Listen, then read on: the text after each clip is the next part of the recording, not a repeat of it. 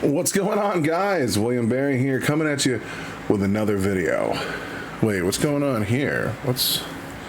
Oh yeah, I don't remember how to turn my green screen effects off. So anything that looks green turns into whatever. Look, everyone told me that I need to watch the chapters, and I'm here. I agree. It is time. All right. I'm going to get this more up in here. Now, I don't think I'm going to have much to say, because this is Ren telling his story, and this isn't just pontificating about the universe. This is more of a sit back and enjoy, listen, watch, and learn as much as I possibly can about the man.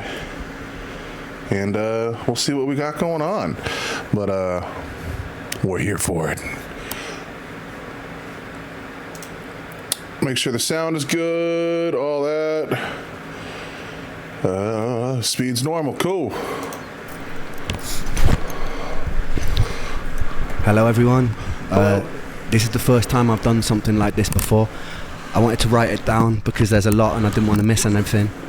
And some parts of this might be a little bit uncomfortable to listen to, but I wanted to stay as true as possible to the story, not miss anything.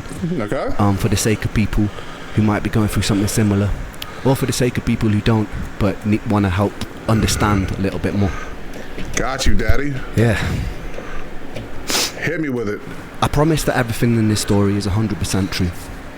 Nothing is exaggerated for dramatic effect. Some names I don't mention and some details I don't go too far into or downplay them for the sake of the people around me. Timelines... I should have learned that lesson before that, dude. Also, I believe this is the same setup from the Fred mashup, right? That's Canada, right? Damn, I'm moving to a beautiful fucking area, bro. Well, I mean, Leader's not out there, but... Or, you know, Leader adjacent. Details I don't go too far into or downplay them for the sake of the people around me. Timelines might occasionally be a little bit off, but that's just because I've had to write everything from memory from a time that was quite hazy. Damn it. I asked before embarking on this journey with me that you all respect the privacy of myself and the people around me. Got you, You daddy. might be compelled to reach out to some of the people that I mention, cast judgment, praise them, criticize them, and I ask you kindly not to. It's my choice to be in the public eye, and it's mine alone. Oh my God, so much maturity, daddy. So much maturity.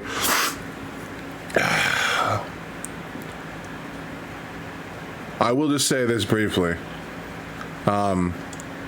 One thing that I can't stand is when people attack other people without having all the information.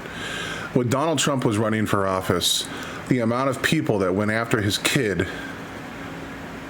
what are you doing?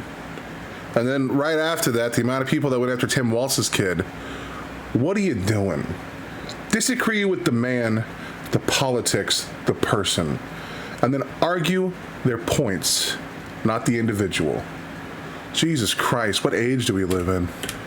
To some of the people that I mention, cast judgment, praise them, criticize them, and I ask you kindly not to.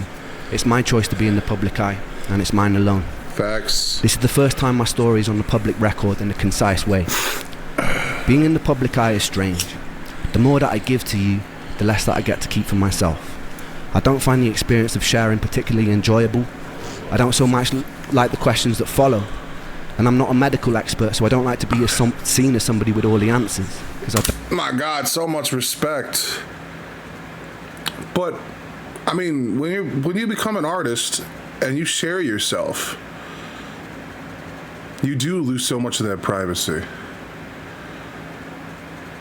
It makes you wonder that if you were to meet someone like Ren, like he would just want you to pretend like he doesn't exist or he's not real. I like that. I like that absence of ego there. That's good. That's good, my lad. I give you a little peck on the cheek. Always to make sure the gain didn't go down. The gain went up. Oh, we need to lower that. Every time that goes up, you guys can hear my fucking neck breathing. Find the experience of sharing particularly enjoyable. I don't so much like the questions that follow. And I'm not a medical expert, so I don't like to be seen as somebody with all the answers, because I don't have them. And because of the empathy that I feel, I'm compelled to try and help as many people as possible. But the last time I opened myself up to this on a one-on-one basis, I was surrounded by a lot of death. And there simply weren't enough hours in the day. So I ask you, if you need support, please reach out to a professional or use my music as your companion. I share... That's one thing that sucks about being an empathetic person. When people come to you with their problems, even if you have direct knowledge on how to handle it, every person is different. It's one thing to give advice to loved ones and friends because you have some kind of understanding of who they are, or at least who you believe they are. But giving advice to strangers on the internet is dangerous. That's why even in my own content, I try to put it around me as a person, the way my brain thinks, the things I think about, how I process information. No matter who you are, until you know a person, you should avoid giving them direct guidance on how to handle a situation. Or else you're going to be in for a world of hurt. Because you can't carry someone else's burden. And like therapists and psychologists and all these, they know where to set boundaries. They know where to cut things off. They put things in time frames. They have like the rhetorical knowledge and like the linguistic capability to navigate these fields and know what pitfalls they're falling into. It's one thing to be there for people you care about. Just be careful when you do it with people you don't know. Because you can exacerbate issues. Help as many people as possible, but the last time I opened myself up to this on a one-on-one basis, I was surrounded by a lot of death, and there simply weren't enough hours in the day. So I ask you, if you need support, please reach out to a professional or use my music as your companion. I share my story in hopes that somebody who needs it finds it, that it provides hope, that it might ease the suffering for the people like me. I like my solitude, so I ask that anyone who respects the work I make and respects my contribution to the world to respect my solitude. Fuck yeah, daddy. A lot happened in my teenage years, and I didn't live the most normal of lives, but I'll save that story for another time. The important thing to contextualize this story is that I was full of life. I was full of a burning desire to change the world. The flaws in how we interact seemed obvious to me. I believed in people's power to change the unnecessary suffering we inflict upon ourselves. I was also enamored with music. Music is the closest thing to God that I have. It's a gateway to the unexplainable, and it's a way of communicating the inexpressible. There's just one moment that I want to share with you from the years before I got sick. Okay. I was 17 and I felt indestructible. I'm not sure why, but my whole life I had this feeling inside myself that I was meant to do something important, not for myself, not for praise, not for personal gain, but something that would change the world for the better. It's hard to describe it without coming across like an egomaniac or having some sort of God complex, but I felt like I had some sort of divine purpose. And I remember feeling this so strongly that one afternoon after school, I stood in the center of my bedroom and I spoke loud into an empty void. I said that I would single-handedly take on and defeat the forces of evil, and I welcomed them to try their best. Throughout the years, that memory stuck with me, taunting me sometimes. Flash forward to 2019. I remember the first day I knew something was wrong very well. I woke up in an unfamiliar room in Cardiff, feeling like a raven had perched itself upon my heart. Every time my heart beat, it's like some part of me was aware of the foreboding death sentence that was to come. Some sort of primal instinctive dread. Everything felt wrong, and I felt prosthetic, like I could tear my own skin off and observe though I was watching passively from another room. The night before, I'd been in Cardiff visiting friends in university. It was the end of summer, we'd gone out to a few bars. I wasn't really enjoying myself. That year I'd been struggling with social anxiety, perhaps from years of abusing my brain with a whole pick and mix and selection of party drugs. Engaging with society felt like stepping into the ring with a heavyweight champion. Every single fucking question felt like an oncoming haymaker I had to socially navigate because of my very limited toolkit of charisma at the time. That's rough.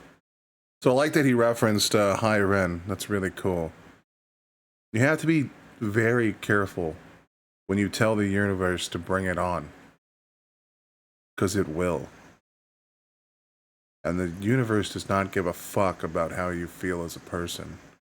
And the problem with defeating the forces of darkness is that there are no such things. There is no evil in the world.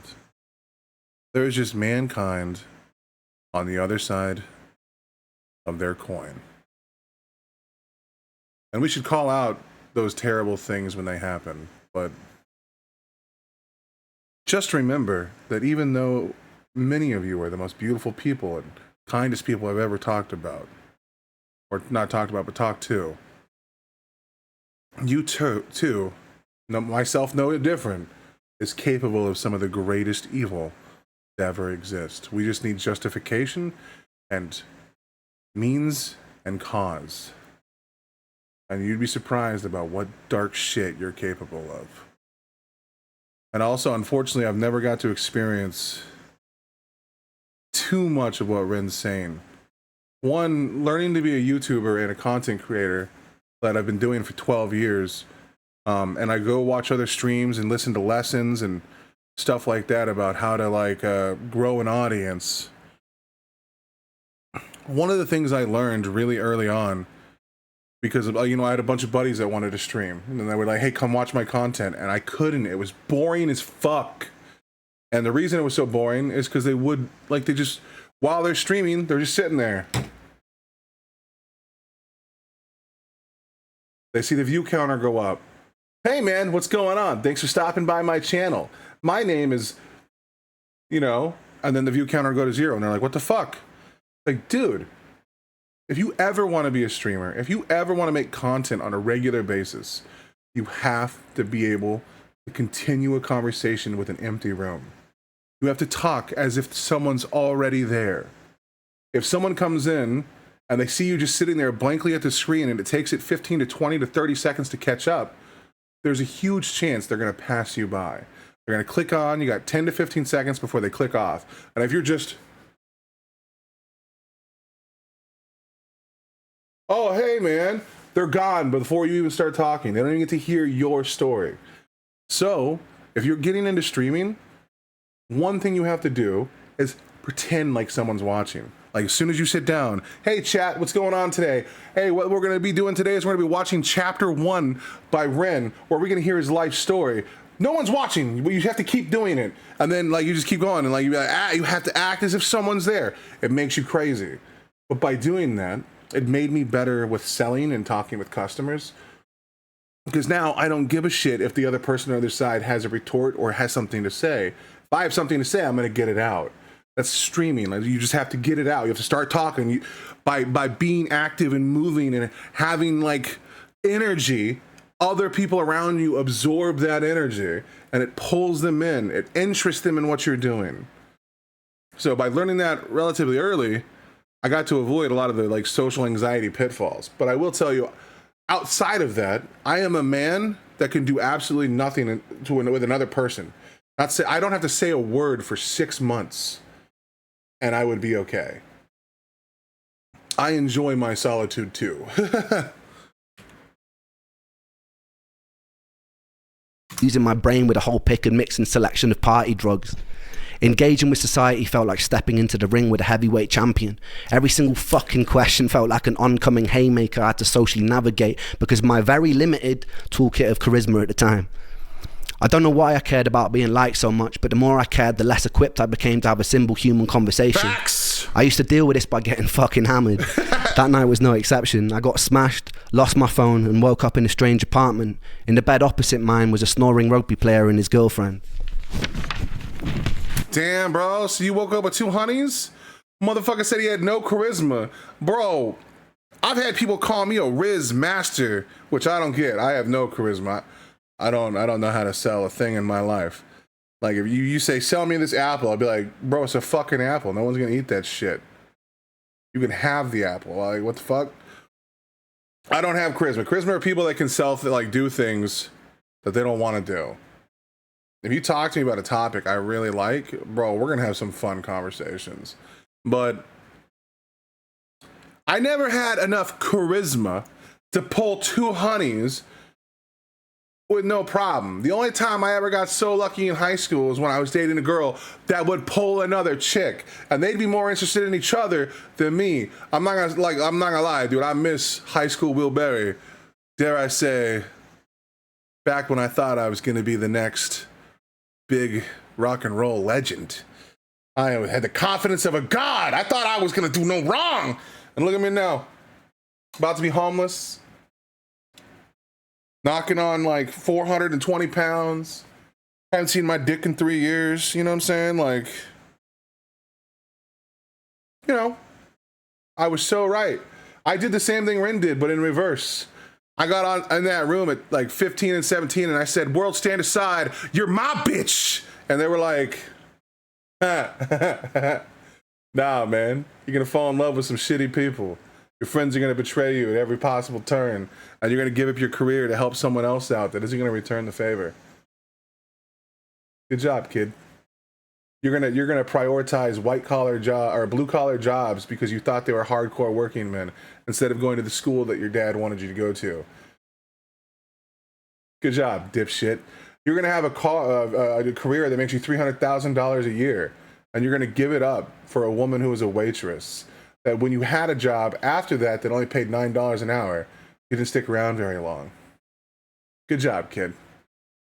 You're gonna have a shop full of technicians that love you and a whole team of people that care while making the most money in the industry for that market there ever in the last 20 years. And you're going to sacrifice that because you have morals. Like, what the fuck, man? Good job, dipshit. Now you're homeless. Fuck yeah. And you have nothing to show for it. Oh, yeah. That night was no exception. I got smashed, lost my phone, and woke up in a strange apartment. In the bed opposite mine was a snoring rugby player and his girlfriend. Everything just seemed off, and it wasn't a hangover. My first thought was I'd been spiked. I quietly gathered all my belongings and left before anyone could wake up and punch me with a conversation. I wandered around a grey Cardiff in a haze, feeling like I've just been rigged up to an IV bag full of ketamine and cyanide. And the whole world just seemed off, like I was looking at it through a tunnel. A heavy feeling of fear clung around me like a straitjacket. The only comforting thought was that with enough time, rest and water, it would pass. But it didn't. For 8 long years, it didn't. Jesus. And this is my story of an 8-year-long nightmare. I returned back to my dad's home. He was living with his partner. So my boy went to a party enjoying life, and life said, nah, bro, we built different. That's bullshit, dog. That's bullshit. I'm sorry, bub. It's always worse. Like, he probably didn't even want to, well, he probably wanted to be there. He's a 20-something-year-old kid, but he'd probably be much more happy if he stayed home. But the world would be a darker place if he did. For 8 long years, it didn't. And this is my story of an 8-year-long nightmare. I returned back to my dad's home. He was living with his partner at the time. It wasn't my home, so I already felt uncomfortable and out of place. These unusual symptoms persisted. I figured I'd caught some sort of virus and I'd get better with time. But by the end of the week, things were a lot worse. I took myself to the doctor and he said he thought it sounded viral, that if I went home and got enough rest, it would eventually pass. And it didn't. For 8 years, it didn't. I returned for my second year of university. My brain was full of fog and my body felt poisoned. There were intermittent days where I felt like a hollow suit of skin. I'd sit in lectures unable to focus and was devoid of any sort of personality. I'd be able to have basic conversations, yeses and nos, but I was stripped of the ability to think spontaneously. It's like my body was taking up so much processing power being sick that I could not have original or spontaneous thought. Fuck, man. When you're stuck in a setting that's just trying its hardest to keep you alive, everything else can fall to the wayside.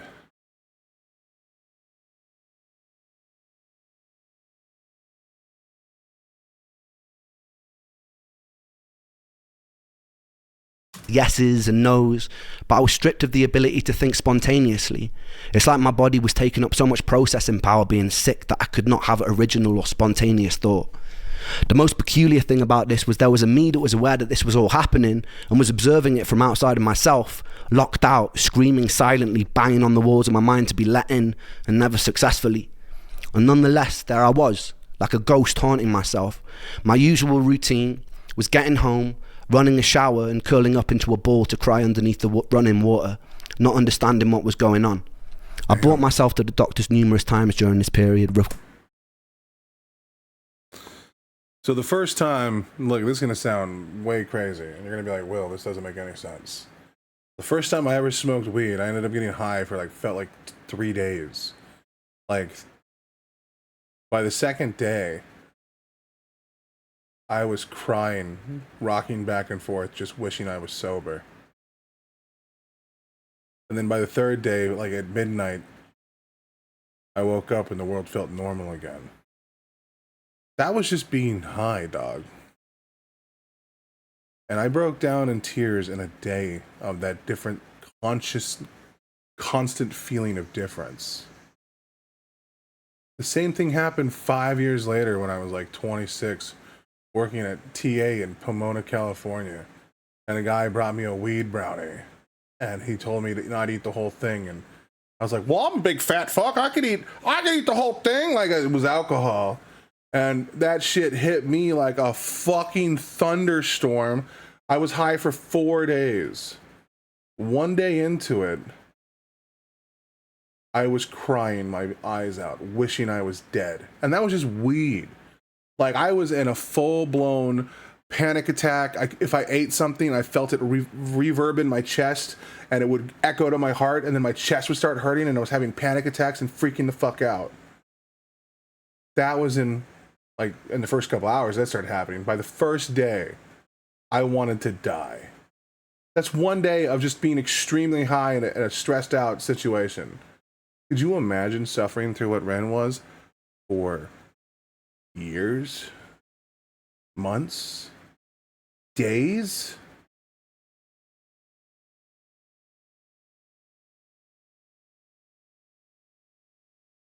Getting home, running a shower and curling up into a ball to cry underneath the running water, not understanding what was going on. I brought myself to the doctors numerous times during this period, requesting every blood test they'd let me have, often being dismissed and told things like stress from university can cause strange symptoms. But how come no one I knew in university could relate to this? Eventually I was put on a 6-month-long waiting list to see a mental health specialist who did a short 1-page questionnaire and wrongly diagnosed me as hypercycling bipolar. And it's not the time or the place. You might have done better in the American system. Go ahead and say, I'll sign over like $20,000 worth of fucking shit. Let me talk to someone now. Because money, unfortunately, talks. Like,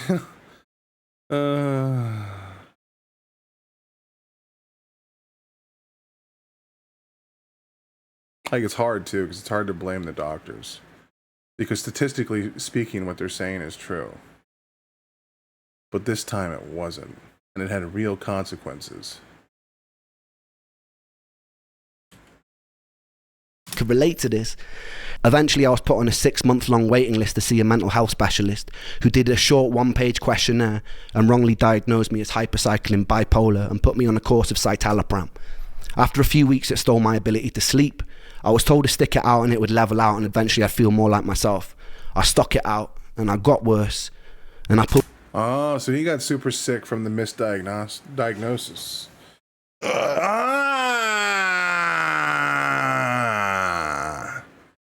Okay. Not every doctor can be house, you know what I mean? I mean, fuck, bro. What a bummer. Like, how the fuck is that gonna make you leave you to trust the medical industry ever again? Like, one doctor made things worse, and because these medications have such fucking dramatic effects, it literally develops psychosis for him. Brother. After a few weeks it stole my ability to sleep. I was told to stick it out and it would level out and eventually I'd feel more like myself. I stuck it out and I got worse and I pulled myself off it after 2 weeks in a row of sleepless nights and insomnia.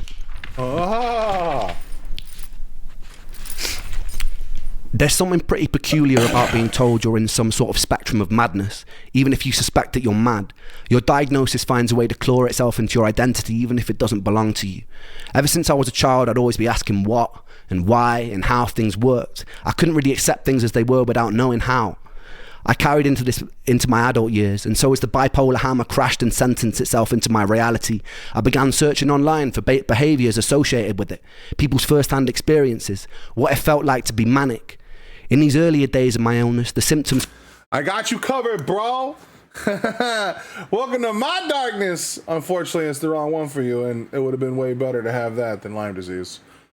Now I see some overlap here. Okay. I carried into my adult years, and so as the bipolar hammer crashed and sentenced itself into my reality, I began searching online for behaviours associated with it, people's first-hand experiences, what it felt like to be manic. In these earlier days of my illness, the symptoms would fluctuate in severity day by day.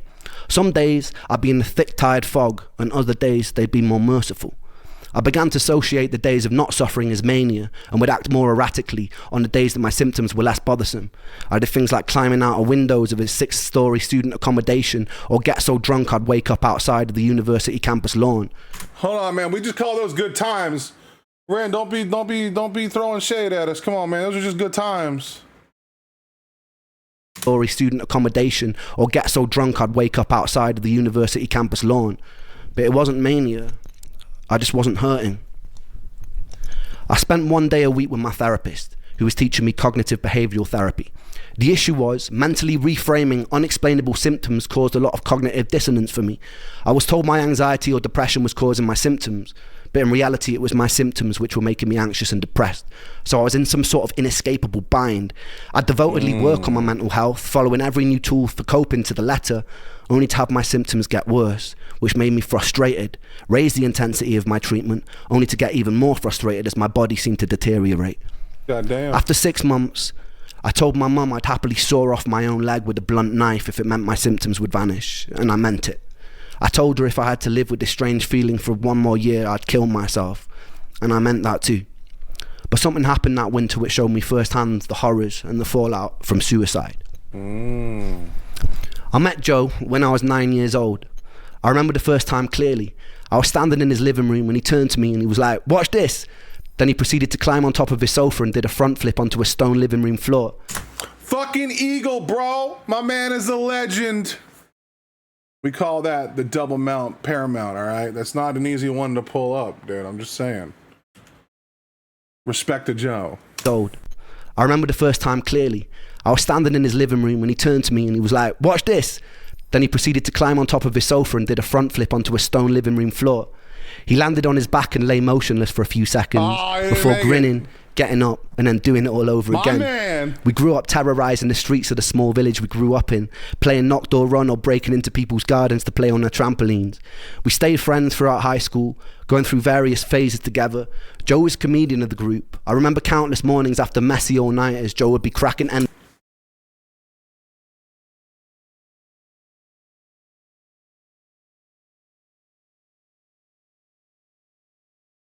Do you guys know who Joji is? Filthy Frank, pink guy, big YouTuber a few years ago. He doesn't like it when people call him Filthy Frank. But,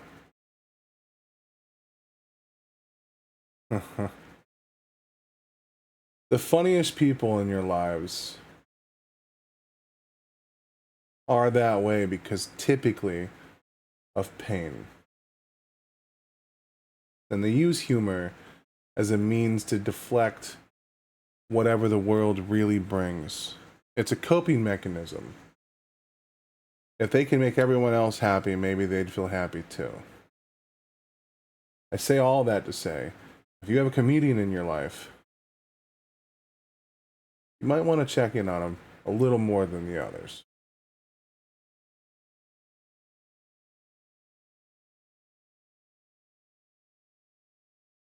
to play on their trampolines. We stayed friends throughout high school, going through various phases together. Joe was comedian of the group. I remember countless mornings after messy all-nighters, Joe would be cracking endless jokes like a professional stand-up routine, and we'd all be in tears laughing. When I started writing my first songs, Joe and Sega were the first people who always knew every word, and they would sing along at the top of their lungs. They gave me a lot of self-belief and they helped me build the foundation of what I do today, and I owe them a lot for that. That Christmas, I came back home to Wales from university. On Christmas Eve, me and Joe were sat in a pub, and he turned to me and he told me that he'd fantasized about walking into the sea until he was totally submerged. He had a pretty morbid sense of humour, so I didn't really take him as seriously as I should have.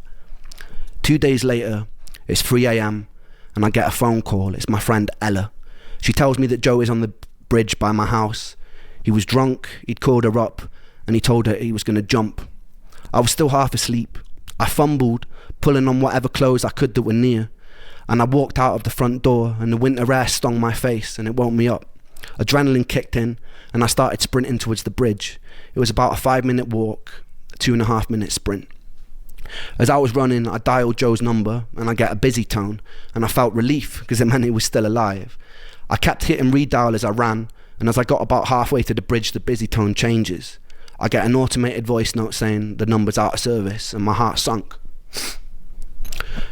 I got to the suspension bridge that connects Anglesey to the mainland, and it usually looks very beautiful. I sprint up and down the bridge yelling Joe's name, and silence, and it's deafening. And I peer over the bridge into the blackness, and the bridge sits about 100 feet above the water. Hitting cold water at that height is like smashing into concrete, and the waters are notoriously dangerous because of the cross current. I hear nothing, no sounds, nothing. I run up and down the bridge about 2 times before I spot a figure at the end of it, and my heart jumps into my throat, and I run towards the figure, and it's my friend Ricky who's had the same call, and we both run around up and down the bridge and around the surrounding area looking for Joe. More of his friends eventually arrive, and there's nothing.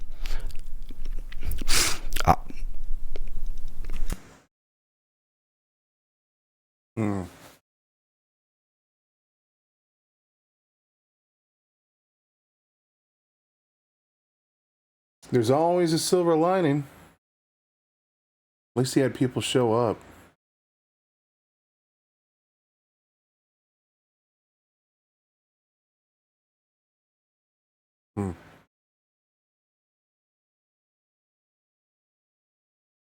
And I run towards the figure, and it's my friend Ricky who's had the same call, and we both run around up and down the bridge and around the surrounding area looking for Joe. More of his friends eventually arrive, and there's nothing. I was about a minute too late. We spent the next week walking up and down beaches with flashlights, and when it's that dark, every other large rock starts to look like a washed up body. We plastered all the neighbouring towns in missing posters, contacting whoever we could, someone who might know something. We checked bank records to see if any money had been withdrawn since he went missing. There was CCTV footage of him walking onto the bridge, but there wasn't any of him coming off. But there were dead zones in the footage, so there was still a small chance he could be alive. I was sleeping about 3 hours a night, pretty determined that we'd still find him. Well, you can tell they were going to the proper stages of grief.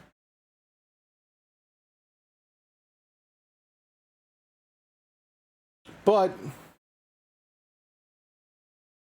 one would say Occam's razor. But by following that train of thought, it would be no different than the doctors that made the misdiagnosis on Ren.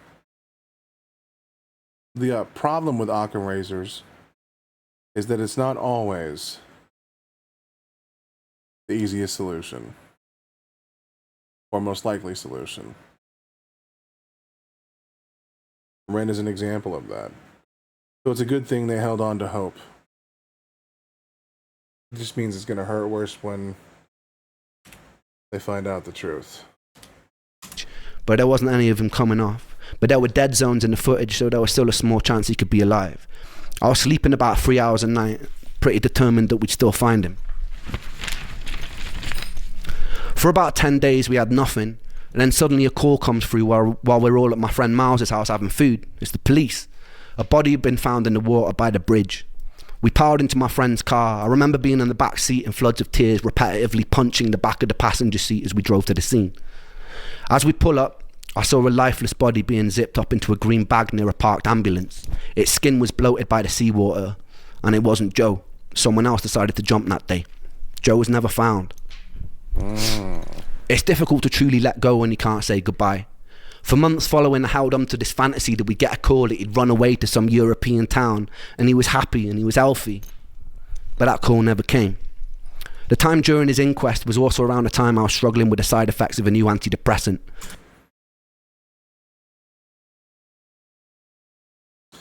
That's pretty cool that he did that. One, he's telling the truth.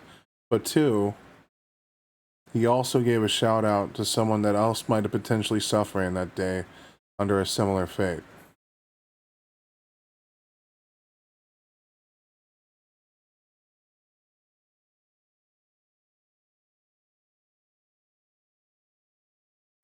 The time during his inquest was also around the time I was struggling with the side effects of a new antidepressant.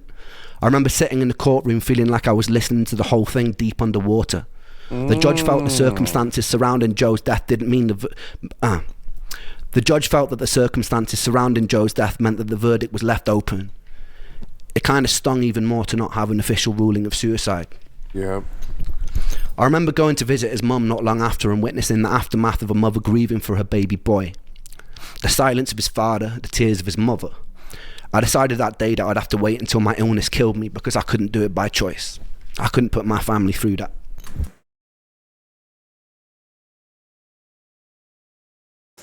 And in crisis, a king was born. Fuck, man.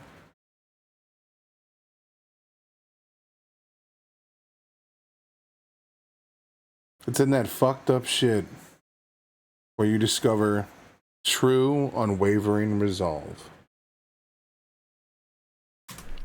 The silence of his father, the tears of his mother. I decided that day that I'd have to wait until my illness killed me because I couldn't do it by choice. I couldn't put my family through that. Over the next 10 years, I returned to my hometown, only a handful of times following Joe's death. Fuck. My last visit was in the summer of last year. I reconnected with Joe's parents and showed them a song that I'd written, simply entitled For Joe. We cried together, reminisced together, joked, and I'm proud to say that I gave Joe's mum enough money to afford a caravan she told me she'd been saving up for. That felt pretty good. We'd also do a fundraiser for the Royal National Lifeboat Institution, who were integral for searching for Joe during that time, and we raised a pretty good amount of money too. Being able to give back in whatever small way I could felt good, and it felt right for all the years Joe had made us all laugh till it hurt. He was a solid person, just a little lost, as we all are sometimes. And I miss him. Life was about to take an even more unusual turn, and I was about to meet the first angel of this story. So stay tuned for that.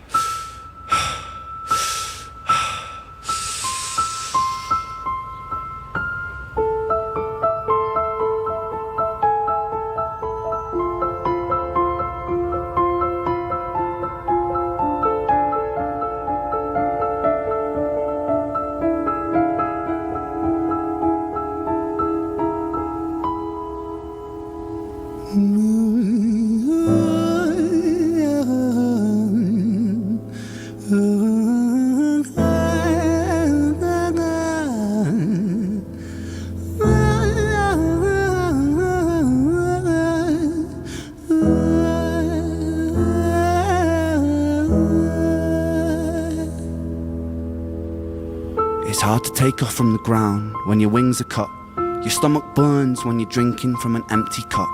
You know the entire ocean came from my tear ducts. I see the world through Fibonacci sequences and double Dutch. I guess there's some that's born lucky, there's some that's not. I tried to cut away my bitterness, hatchet job. I locked my youth inside the trunk, inside the pickup truck, then dumped that whole thing over that same bridge the night you jumped. I think about that sometimes, vividly. What it felt like to look down and see tranquility. One sudden movement in a world of possibility. Only one movement to expose our fragility. I fucking miss you, and I miss myself. I miss thinking we were indestructible as hell. I miss chilling by the pier cave and kicking back with Callum, Hugo, Justin, Sega, Stevie and the fucking lads. I miss missing that. I numb myself to close the gap. I never even call them up. Distance is my plaster cast, to tell the truth. The day you jumped, my childhood jumped too. But I still can't find the angle. All I find is missing you, man, I miss you. with all my rhymes. I picture running 5 minutes quicker, I'm right on time. I picture pulling you back over the edge and then we're crying, and holding you, my brother, and telling you that it's fine. Not the way that it worked, I was late like a jerk. There's not a day where I can find a way to break from the hurt. Your body missing, so we never got to wave to the hearse. I hope you're listening, I love you, man, I miss you, absurd, fuck.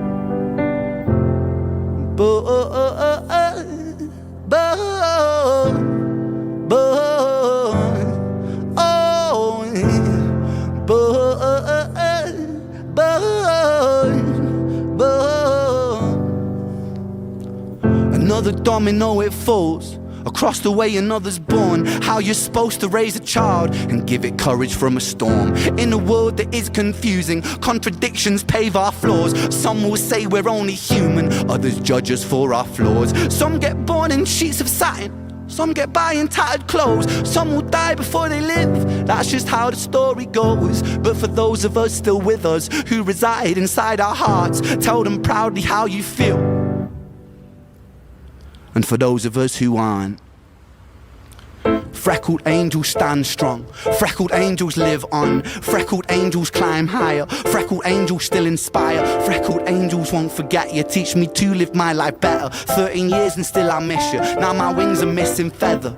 Otherwise I'd come and join you, but for now I'm here on earth, stuck inside this mortal body. But for everything it's worth, made me braver, made me wiser, made me stronger, made me true, made me face the world with courage, and that's all because of you.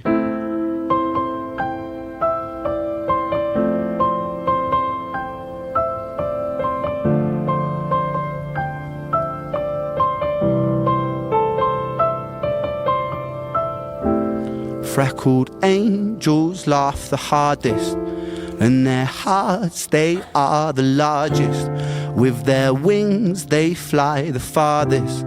So I know you're gonna be okay.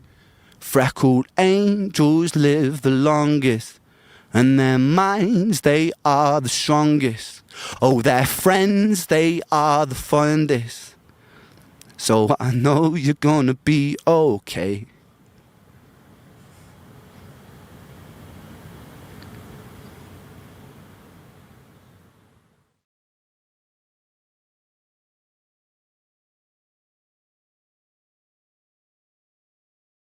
We are not monetizing this at all.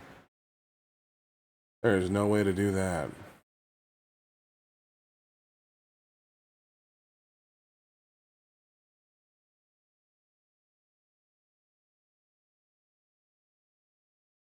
The choices we make in life live past the moment we make them. We affect so many people every day. We need to be more cognitive of what we leave behind.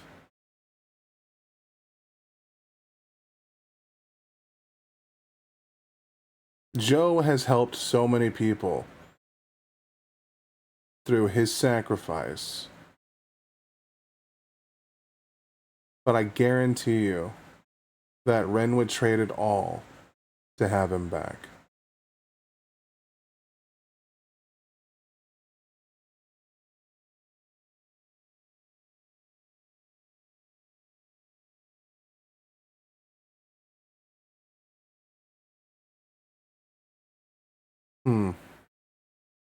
It's cool to have more context and lore to the songs that I already know.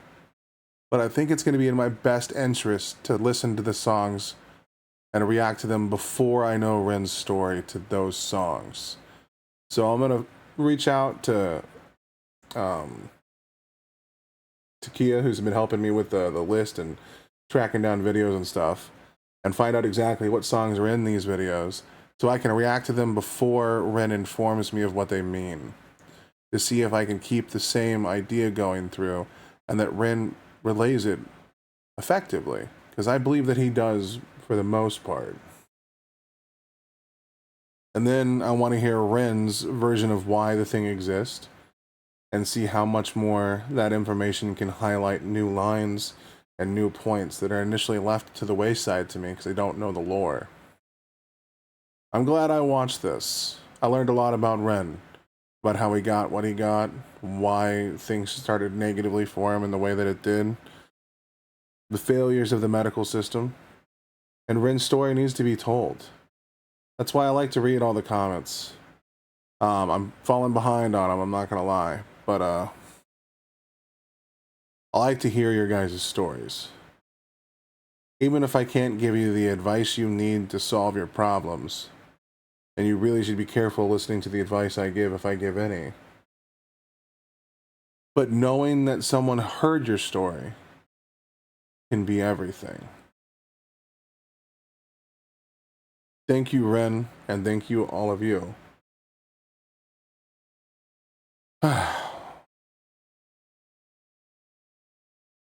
Let's go. I'll see you guys in the next video.